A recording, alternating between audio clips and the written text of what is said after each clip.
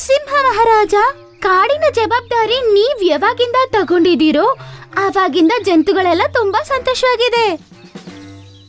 ನಾನು ನಿಮ್ ತರಾನೇ ತುಂಬಾ ಬುದ್ಧಿವಂತೆ ಆಗ್ಬೇಕು. ಅದ್ರಿಂದ ನಾನ್ ನಿಮ್ಮ ನೌಕರಿಯಾಗಿರ್ಬೇಕು ಅನ್ಕೊಂಡಿದೀನಿ. ಮತ್ತೆ ನಿಮಗೆ ಸೇವೆ ಮಾಡ್ಕೊಳ್ಳುವ ಒಂದು ಚಾನ್ಸ್ ಕೊಡಿ. ಅರೆ ವಾ, ನೀನಂತೂ ಒಳ್ಳೆ ಮಾತು ಹೇಳಿದ್ದೀಯಾ. ನಿನ್ನನ್ನು ನಾನು ಕೆಲ್ಸಕ್ಕೆ ಇಟ್ಕೊಳ್ತೀನಿ, ಆಯ್ತಾ? ಅವತ್ತಿಂದ ಪಿಂಕಿ ನರಿ ಸಿಂಹದ ಜೊತೆನೆ ಇರಕ್ ಶುರು ಮಾಡುತ್ತೆ.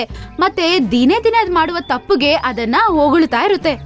ಒಂದಿನ ಸಾಯಂಕಾಲ ನರಿ ಅದನ್ನ ಹೊಗಳ್ತಾ ಈಗಂತ ಹೇಳುತ್ತೆ. ಸಿಂಹ ಮಹಾರಾಜ, ಹಿಮಾಲಯ ಪರ್ವತದ ಮೇಲೆ ಒಂದು ಡ್ರ್ಯಾಗನ್ ಫ್ರೂಟ್ ಬೆಳೆಯುತ್ತೆ. ಅದನ್ನ ಯಾವ ಜಂತು ತಿನ್ನುತ್ತೋ ಆ ಜಂತು ಇರೋದ್ರಲ್ಲೇ ತುಂಬಾ ಶಕ್ತಿವಂತ ಮತ್ತು ಬಲವಂತ ಆಗುತ್ತೆ.